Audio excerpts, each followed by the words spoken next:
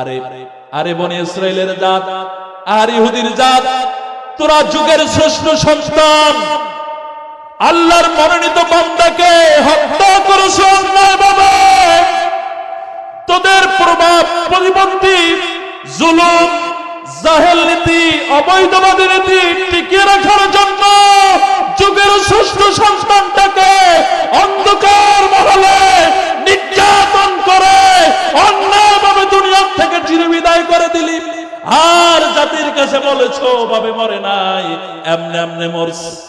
আল্লাহ রাব্বুল আলামিন কোরআনুল কারীমের ভিতরে জানিয়ে দিয়েছেন, এমনে এমনে মারা যায় নাই, ষড়যন্ত্র করে, চক্রান্ত করে যুগের ইব্রাহিমকে যুগের ইউসুফ করে হত্যা করেছে। ইউসুফের কূপের ভিতরে ফেলে দেওয়ার পরে ওরা ক্ষান্ত হয় নাই, কূপের ভিতরে ফেলে দেওয়ার পরে ক্ষান্ত হয় নাই। ইউসুফের লাশ কফিন যেন কেউ তুলে নিতে না পারে, ইউসুফকে বাগেও খায় নাই, এটা তো প্রমাণ হয়ে যাবে। ইউসুফ কোরা যেভাবে মারছে, যুগের ইউসুফ কোরা যেভাবে হত্যা করেছে, যেই সিস্টেম ওয়েতে ওরা হত্যা করেছে, যদি যুগের ইউসুফকে যদি তাকে ময়না তদন্ত করা যায় তাহলে ওদের গোমর তো ফাঁস হয়ে যাবে। এই জন্য সৈন্যবাহিনী দিয়া কবরের আশপাশে নিকলুট করে রাখছে যেন কেউ লাশ তুলতে না পারে। এরপরে ইউসুফ আলাইহিস সালামের সাথে একই কাজ করলো। ইউসুফ আলাইহিস সালামের কূপের চারপাশে পাহারাদার নিযুক্ত করে গেল, জানো যাতে করে কেউ এই ইউসুফের লাশকে কেউ তুলতে না পারে। ওই জামানার বনি ইসরাইল ইহুদি, আজকের যুগের সেই ইহুদি আর নাসারাদের আত্মীয় স্বজন যারা আছো, ওদের ব্লাড যাদের শরীরের ভিতরে, ওদের কাজ আর ইহুদিদের কাজের ভিতরে কোনো পার্থক্য আছে নাকি? আমার ভাইরা, আমি পিরোজপুরে জন্মগ্রহণ করেছি, আমি ধন্য মনে করি নিজেকে। আমি দেশের বাইরে যখন দাওয়াত দেই, হিন্দুদেরকে দাওয়াত দেই, লাইলং লাইলং আল্লাহ ব্রহ্মাণং তপস্যং বিনাবতী সরতং আল্লাহ ব্রহ্মা তপস্যা বিষ্ণু জোর অদৃশ্য চরিত্র যোগী শিষ্য মো বর্ণ নাম নমস্য কিরে ও ফলসদা মুহাম্মদ সাল্লাল্লাহু আলাইহি ওয়াসাল্লাম, he will no God, there is no god but Allah and the prophet Muhammad sallallahu alaihi wasallam। আমার ভাইরা, এই পৃথিবীতে হিন্দুদের রাষ্ট্র মাত্র দুইটা। কয়টা? এক নম্বরের রাষ্ট্রের নাম হলো নেপাল, আর এক নম্বরের রাষ্ট্র হলো ইন্ডিয়া। আমার ওখানেও মাহফিল থাকে, নেপালেও থাকে। আমি যখন ওদেরকে দাওয়াত দেই, অসংখ্য হিন্দু ভাইদেরকে যদি বলি ভাই আসুন নামাজ পড়ি, ওরা নামাজ পড়বে নাকি? অমুসলিমদের দাওয়াত দিতে হলে প্রথম দাওয়াত দিতে হবে কালেমার দাওয়াত। কিসের দাওয়াত? কালেমার দাওয়াত। আজকের যিনি আপনাদের এলাকার কিছু সন্তান, জনপ্রিয়, জননন্দিত আমার প্রিয় কবির বিন সামাদ ভাই, ওনার সাথে আমার প্রথম সাক্ষাৎ হয়। আমি নেপাল প্রোগ্রামে যাই, তখনকার আমার সাথে সফরসঙ্গী হিসেবে গিয়েছিল নেয়ামতুল্লাহ নিজামী। তো নিজামী ভাই এবং কবির বিন সামাদ ভাই একই রুমে থাকতো ঢাকাতে। তা আমাকে ইনভাইট করে, ভাই আগে থেকে চলে আসেন, এখান থেকে একত্রে আমরা এয়ারপোর্টে যাব। কবির ভাইয়ের সাথে আমার প্রথম ওই দিন সাক্ষাৎ হয়। পরে নেয়ামতুল্লাহ নিজামী ভাই পাসপোর্ট বাসায় রেখে গিয়েছিলেন। এয়ারপোর্টে ঢোকার পরে দেখি টাইম হয়ে গিয়েছে, ঢুকে গিয়েছে। হঠাৎ করে নেয়ামতুল্লাহ নিজামী ভাই পকেটে হাত দিয়ে দেখে পাসপোর্ট আর নিতে মনে নাই। এরপরে কবির বিন সামাদ ভাইকে বলল যে ভাই আমি পাসপোর্ট ফালাই আসছি, সময় তো নাই। একটা সিএনজি করে কবির বিন সামাদ ভাই পাসপোর্ট নিয়ে আসলেন। কিন্তু তার ভিতরে আমার প্রথম ফ্লাইটের বিমান নেপালের কাঠমান্ডু রাজধানী, সেখানে যাত্রা শুরু করে দিয়েছে, কিন্তু নেয়ামতুল্লাহ ভাই আসে না। পরে বিকালে আরেকটা ছিল, ফ্লাইট ছিল, সেই ফ্লাইটে করে এরপরে নেয়ামতুল্লাহ নিজামী ভাই ওখানে যোগাযোগ নাই, কারণ উনি আবার এয়ারপোর্টের ভিতরে ঢুকে গেছে, টিকিট কাটছে, সময় বেশি ছিল না। আমার তো আবার যেতে সময় লাগছে। আমি নামছি, এদিকে সেও আবার ইমিগ্রেশনের ভিতরে ঢুকে গেছে। ইমিগ্রেশন অর্ডার হলো যে আপনার এয়ারপোর্টের ওই যে বিমানের একেবারে লাস্ট পর্যায়ে চলে গেছে। এখন তারও নেটওয়ার্ক বন্ধ হয়ে গেছে, যোগাযোগের কোনো মাধ্যম নাই। এখন শুধু আল্লাহর দিকে সুপর্দ করে আমি কাঠমান্ডু, আমাকে রিসিভ করার জন্য একটা ছেলে আসছে, আমার প্রোগ্রাম ছিল জাপাতে, সেখান থেকে আমি ওখানে অবস্থান করছি আর আল্লাহকে স্মরণ করছি। কিচ্ছু জানি না যে আদাও নেয়ামতুল্লাহ ভাই যাচ্ছে নেপালে কি যাচ্ছে না, সেও শিল্পী। তো পরে 2-2.5 ঘন্টা কি 3 ঘন্টা হবে এরকমের আমরা ওখানে সময় কাটিয়ে দিই। দুপুরবেলা গেছি তো, বিকাল শেষ প্রান্তে চলে আসছে।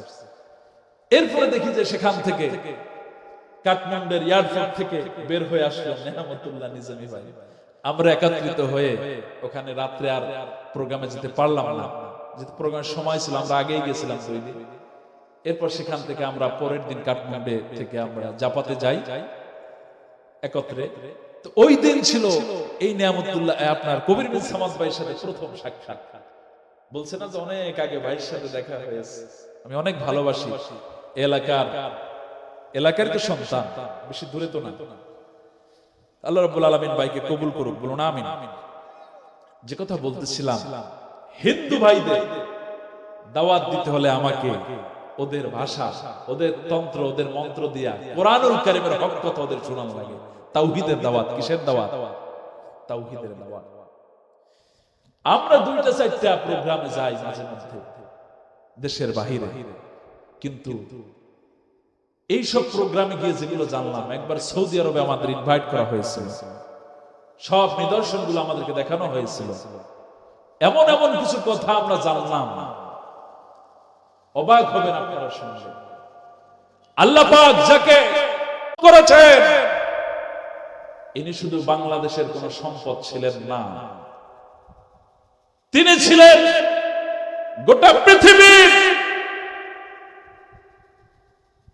19 শতাব্দীর শেষে, 20 শতাব্দীর শেষে নাকি 19 শতাব্দী 2000 একবিংশ শতাব্দীর শুরুতে গোটা পৃথিবীর সর্বশ্রেষ্ঠ কোরআনুল কারীমের একজন দাঈ, যিনি পবিত্র বাইতুল্লাহ, তার জন্য বাইতুল্লাহর দরজা পর্যন্ত খুলে দেওয়া হয়েছে তার সম্মানে। আপনি প্রধানমন্ত্রী হতে পারেন, রাষ্ট্রপতি হতে পারেন, মিনিস্টার আর পার্লামেন্ট মেম্বার হতে পারেন, শুধু আপনি নয়, গোটা পৃথিবীর সবগুলো মিলেও সম্ভব নয় আপনাদের জন্য বাইতুল্লাহর দরজা খোলা হবে। সেই মানুষটাকে আপনারা কি বানালেন? ধর্ষণের আসামি। কিসের? ধর্ষণের আসামি। আর শাইখুল হাদিস, ইবনে শাইখুল হাদিস, তাকে বানালেন লুচ্চা। তাকে কি বানালেন? বলেন নাউজুবিল্লাহ। এবার আসুন, ইয়াকুব নবীর অপর নাম হলো ইসরাঈল। ইয়াকুব নবীর অপর নাম কি? ইসরাঈল। আর আজকের ফিলিস্তিনের মুসলমানদেরকে যারা মারে, ওই ইহুদিদেরকে আমরা বলি বনি ইসরাঈল। বনু মানে বংশ, বনু মানে কি? বনি ইসরাঈল মানে হলো ইয়াকুব আলাইহিস সালামের সন্তান, আওলাদ।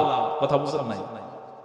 এদেরকে আমরা চিনি তাদের পরবর্তী প্রজন্মের একজন সন্তানের নাম আলোকে ইয়াহুদা। এভাবে অনেক মতামত আছে। ইহুদি সভ্যতা। কি সভ্যতা? ইহুদি সভ্যতা। জাতটা বনি ইসরাঈল। জাত কি? যদিও নবী থেকে এসেছে, কিন্তু বেজাল আছে না নাই? কি বেজাল? ইয়াকুব নবীর সন্তান 12 জন। কয়জন? এর ভিতর থেকে আল্লাহ রাব্বুল আলামিন মায়া করে, দয়া করে সারা পৃথিবীর অন্যতম একজন জলিলুল কদর পয়গম্বর হযরত ইউসুফ আলাইহিস সালাম, ইয়াকুব নবীর ওই 12 সন্তানের ভিতরে আল্লাহ দান করেছেন। কেমনে 12 জন আমরা পাইলাম? ইউসুফ আলাইহিস সালাম ছোট্টবেলায় স্বপ্ন দেখেন। কি স্বপ্ন দেখেন আল্লাহ রাব্বুল আলামিন কোরআনুল কারীমের ভিতরে কোট করে দিলেন। আর স্বপ্নটা ছোট্টবেলায় তার পিতা ইয়াকুব আলাইহিস সালামের কাছে বলে, ইয ক্বালা ইউসুফ লিআবিহি ইয়া আবাতি ইন্নী রাআইতু আহাদা আশারা কাওকাবা ওয়াশ-শামসা ওয়াল কামারা রাআইতুহুম লিসাজিদিন। হে আমার পিতা, রাতের বেলায় আমি স্বপ্নের মাধ্যমে দেখলাম আহাদা আশারা কাওকাবা, আকাশের ওই 11টা তারা আমাকে সিজদা করেছে। ওয়াশ-শামসা ওয়াল কামারা, আকাশের চাঁদ, আকাশের সূর্য আমাকে সিজদা করেছে। ইয়াকুব নবী বুঝে ফেলেছে এই স্বপ্ন কোনো স্বপ্ন নয়, এই স্বপ্ন কোনো স্বপ্ন নয়। আল্লাহ রাব্বুল আলামিন আমার মতো ইয়াকুবের মতো নবী নয়, আমিও তাকে সম্মান করব। তার মানে ইয়াকুব নবী থেকেও সম্মানিত একজন নবী হযরত ইউসুফ আলাইহিস সালামকে বানাবে, এইটা ছোটবেলায় স্বপ্নে দেখাই দিলেন। কে বুঝছে? এক তো পয়গম্বর, আবার সারা পৃথিবীর সর্বশ্রেষ্ঠ সৌন্দর্য আল্লাহ রাব্বুল আলামিন ইউসুফকে দান করেছেন। চিন্তা করুন কি সুন্দর পয়গম্বরদের ব্যবহার। পয়গম্বর নবী পয়গম্বর দাবি করে হওয়া যায় না, মানুষ ভোট দিয়ে বানাতে পারে না। আল্লাহ রাব্বুল আলামিন যাকে নবুয়ত দেন, আল্লাহ রাব্বুল আলামিন যাকে বাছাই করেন তিনি হতে পারেন। তোমরা সিয়াসিত্তার কিতাব পড়ার ঘোষণা দিলে হবে না, 60-70 রাকাত নফল নামাজের কথা বললে ওলি হওয়া যাবে না। যাকে আল্লাহ রাব্বুল আলামিন উলামা ওয়ারাসাতুল আম্বিয়া, নবীর ওয়ারিস বানান, যাকে আল্লাহ বানান তিনি হতে পারে। ওই 60-70 রাকাত নফল নামাজের দোহাই দিয়া সন্ত্রাস হওয়া যায়, আল্লাহর ওলি হওয়া যায়। তাহাজ্জুদ নামাজের দোহাই দিয়া, কোরআন তেলাওয়াত আর উমরার দোহাই দিয়া আল্লাহর ওলি হওয়া যায় না। উলামা ওয়ারাসাতুল আম্বিয়া, আল্লাহ রাব্বুল আলামিন যাকে পছন্দ করেন, মনোনীত করেন, তিনি কেবল হতে পারেন জগৎশ্রেষ্ঠ মুফাসসির, জগৎশ্রেষ্ঠ মুজাদ্দিদ, জগৎশ্রেষ্ঠ ফকিহ। ঠিক কি না? আছে না নাই? জগৎশ্রেষ্ঠ শাইখুল হাদিস আছে না নাই? আহারে জাতি, তাদের সাথে কি আচরণ করেছো? আসুন, আলোচনাটায় মজা লাগবে যদি মন দিয়া শুনেন, যদি মন দিয়া শুনেন। তোদের কপাল ভালো ছিল, তোদের ভিতর থেকে আল্লাহ রাব্বুল আলামিন একজনকে মনোনীত করেছেন। এই বান্দাটা ইন্দোনেশিয়ার নয়, সৌদি আরবের নয়, ভারতের নয়, পাকিস্তানের নয়, রাশিয়ার নয়, চীনের নয়, আমেরিকার নয়, সেই সন্তানটা ছিল তোদের জাতি ভাইয়ের একজন। ঠিক কিনা? কিন্তু তোরা তার সাথে কি আচরণ করেছো? আল্লাহ রাব্বুল আলামিন সব গোপন কথাগুলো ফাঁস করে দিয়েছেন এই সূরার ভিতরে। এবার ইয়াকুব আলাইহিস সালাম বললেন, ইয়াকুব আলাইহিস সালাম বললেন যে হে আমার বৎস, ক্বালা ইয়া বুনাইয়া লা তাকসুস রুয়াকা আলা ইখওয়াতিক ফায়াকিদু লাকা কাইদা।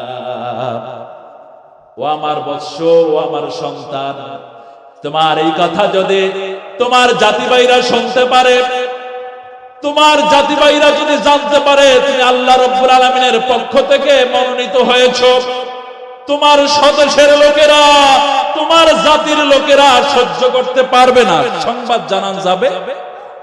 কিন্তু কেমনে কেমনে জানি জেনে ফেললো, ওরা বুঝে ফেলেছে এই লোকটা সাধারণ লোক নয়, এই লোকটা হলো গোটা তামাম বিশ্বের ভিতরে স্পেশাল পারসন। ঠিক কিনা? এইটা বোঝার পরে জেল দাও, জুলুম দাও, নির্যাতন করো, দুনিয়া থেকে চিরবিদায় করে দাও। কারণ জাতটা তো ইহুদি জাত। জাতটা কি? ইহুদি জাত। ইহুদি জাতের কাজ হলো এইটা, ভালো কিছু সহ্য করতে পারে। অপরাধ একটা, তোর মাহফিলে, তোমার মাহফিলে তোমার আলোচনা কথা শোনার জন্য পঙ্গপালের মতো লক্ষ কোটি মানুষ জড়ো হবে, আর আমার আলোচনা, আমার কথা শোনার জন্য একটা কুত্তাও আসবে না। এটা তো হতে পারে, মানাই যায় না। ঠিক কি না? হয় দেশ ছাড়বা, না হয় জেলের ভিতরে ঢুকাইয়া রাখবো। এই রকমের ঘোষণা দিয়েছিল ফিরআউন। না, আল্লাহ রাব্বুল আলামিন মুসাকে বললেন, ইযহাব ইলা ফিরআউনা ইন্নাহু তাগা। ও মুসা, চলে যাও স্বৈরাচারটার কাছে, অবৈধভাবে ক্ষমতার মসনদে আকৃষ্ট, চেয়ার পাকাপোক্ত করে, এবার আল্লাহদ্রোহী করে, দ্বীনের দায়ীদের সাথে বেয়াদবি করে, আল্লাহর আইনের বিরুদ্ধচারণ করে, এবার ওরে আগে দাওয়াত দাও। আল্লাহ রাব্বুল আলামিন মুসাকে পাঠিয়ে দিলেন দ্বীনের দাওয়াতের জন্য। ফিরআউনের এইটা সহ্য হয় নাকি? দাওয়াত যারা দেয় তাদেরকে জেলের হুঙ্কার করে দিল ফিরআউন। ওই ফিরআউনের নাতিপুতি আছে না নাই? আমি বলছি নাতিপুতি, আল্লাহ বলছেন নাতিপুতি না, আল্লাহ বলছেন ডাইরেক্ট ফিরআউন আছে সমাজের ভিতরে। জানার দরকার আছে না? বলবো লাস্টে, আগে বললে তো চলে যাবে, খুব সাপ পাবেন। ওই ফিরআউন বাংলাদেশেও আছে। কে বলছেন? কে বলছেন? কোরআন সুন্নাহ ছাড়া কোনো কথা হবে না। ঠিক আছে? যা কিছু বলি আমি বলি নাই, কে বলছে? খেয়াল করেন, একটু মনোযোগ দেন, মজা পাবেন। প্রত্যেকটা কথার পিছনে কিন্তু কোরআনিক দলিল আছে না নাই? আচ্ছা, আমি আপনাদের জন্য সেই দলিল নিয়েই আসছি। হুটহাট করে কোনো কথা বলবো? এবার আসুন, যদি জাতিভাইরা জানতে পারে, যদি জাতিভাইরা জানতে পারে ইউসুফ হবে জাতির সব থেকে সম্মানিত মানুষ, জাতিভাইরা সহ্য করতে পারবে না। কারণ জাতটা ইহুদির জাত। কিসের জাত? বনি ইসরাইল জাত। কেন? ভালো কিছু সহ্য হয় না। আপনি চুরি করবেন, সমস্যা নাই। আপনি বস্তা বস্তা সুইস ব্যাংক বইরা গোটা দেশটাকে বেচে কিনা খায় ফেলবেন, কোনো সমস্যা নেই, আপনাকে প্রমোশন দেওয়া হবে। আর যদি আপনার মন্ত্রণালয় খুইজা টুইজা একটা বালু কণাও চুরির কোনো বেলেম না দেওয়া যায়, খবর আছে জান্দা থাকতে দেওয়া হবে না, পরপারে পাঠিয়ে দেওয়ার সব নাটক সাজানো হবে। আছে না নাই? বুঝে আসছে? এবার ইউসুফকে ধরো, পাকড়াও করো। কেমনে ধরবা? জাতিতে ইউসুফকে ওদের হাতে ছাড়বে না, ওদের হাতে তুলে দিবে না। এই জন্য ওরা একটা ঘোষণা দিয়েছিল, খেলা হবে। কি হবে? এই ঘোষণা আজকের নয়, ইউসুফের ভাইরা দিয়েছিল। বাবার কাছে এসে বলল ওদেরকে, বাবা ইউসুফকে আমাদের সাথে নেন, ইউসুফকে নিয়ে আমরা খেলা করব। সেই খেলার ঘোষণা আজকের নতুন ওরা দেয় না। ওদের পূর্বপুরুষ সেই বনি ইসরাইলের জাত ইউসুফ আলাইহিস সালামকে যারা মৃত্যুকূপে নিক্ষেপ করেছিল, ওরা খেলার ঘোষণা দিয়া এরপরে ইউসুফ আলাইহিস সালামকে বাবার কাছ থেকে, জাতির থেকে আলাদা করে নিয়ে গিয়েছিল। ওরা মুখে বলেছে খেলা হবে, আসলে কি খেলা খেলছে? ওদের খেলা হলো যত জনগণ থেকে, জাতির থেকে, দিনের দায়ীদেরকে, নবী পয়গম্বরদেরকে, উলামা ওয়ারাসাতুল আম্বিয়াদেরকে আলাদা করে ইচ্ছামতো রিমান্ড দেয়া, ইচ্ছামতো নির্যাতন করা, টর্চারিং করা, এরপরে চিরতরে জমিন থেকে বিদায় করে দেওয়াটাই হলো ওদের খেলা। ঠিক কি না? ওরা ইউসুফ আলাইহিস সালামকে বাবার কাছ থেকে খেলার ঘোষণা দিয়া যখন ওদের মহলে নিয়ে গেল, অন্দর মহলে, সেখানে সব ইউসুফের দুশমন ওর ভাই বেগার। ঠিক কি? এবার সেখানে বসে নেয়ার পরে ইচ্ছা মতো মাইর আর ঘুষা আর কিল শুরু হয়ে গেল। 10 ভাইয়ের মাইর চতুর্দিক থেকে পড়ে। এবার যখন মারা হলো, মারার পরে তাদের ভিতর থেকে সিদ্ধান্ত হলো, কেউ বলে একবার ফাইনাল দিয়ে দাও, কেউ বলে না কূপের ভিতরে ফালাও। এবার ইউসুফ আলাইহিস সালামকে মারার পরে, নির্যাতন করার পরে আল্লাহ রাব্বুল আলামিন কোরআনুল কারীমের ভিতরে বললেন, ইউসুফ আলাইহিস সালামকে মারার পরে ওরা কি করলো? ওয়া আলকুহু ফি গিয়াবাতিজ যুব্বি, এমন গহীন অন্ধকার গাঢ় কালো কূপের ভিতরে ইউসুফকে নিমজ্জিত করা হলো, যেই অন্ধকারের সুবহে সাদেক হওয়া অসম্ভব। এমন কূপের ভিতরে ইউসুফকে ছেড়ে দিল যেখান থেকে ওঠা আর কোনোদিন সম্ভব নয়। সেখানে ফেলানোর পরে এখন জাতির কাছে ইউসুফকে মারছে একভাবে, ইউসুফকে মারছে একভাবে, আর জাতির কাছে এসে বলে না এভাবে মরে নাই, আমনে আমনে মরছে। আছে না নাই? আল্লাহ রাব্বুল আলামিন আয়াতের মাধ্যমে মুমিন বান্দাদেরকে জানিয়ে দিয়েছেন, ওই বনি ইসরাইলের চেলাচামচা যারা আছে, ওরা যুগে ইউসুফ আলাইহিস সালাম চলে যেতে পারে, ইউসুফের অনুসারীরা কিয়ামত পর্যন্ত আসবে, তাদের সাথে এভাবে একই আচরণ করবে। ওরা একভাবে অন্ধকার গাঢ় মৃত্যুর কুলে ফেলে দিবে, আর জাতির কাছে বলবে না এভাবে মরে নাই, অন্যভাবে মারা গেছে। আল্লাহ রাব্বুল আলামিন ওদের গোপন কথা ফাঁস করে দিলেন। যখন ওরা বাবার কাছে গেল, বাবার কাছে যাওয়ার পরে এরপরে গিয়া বলে ইউসুফকে বাঘ এসে খেয়ে ফেলেছে।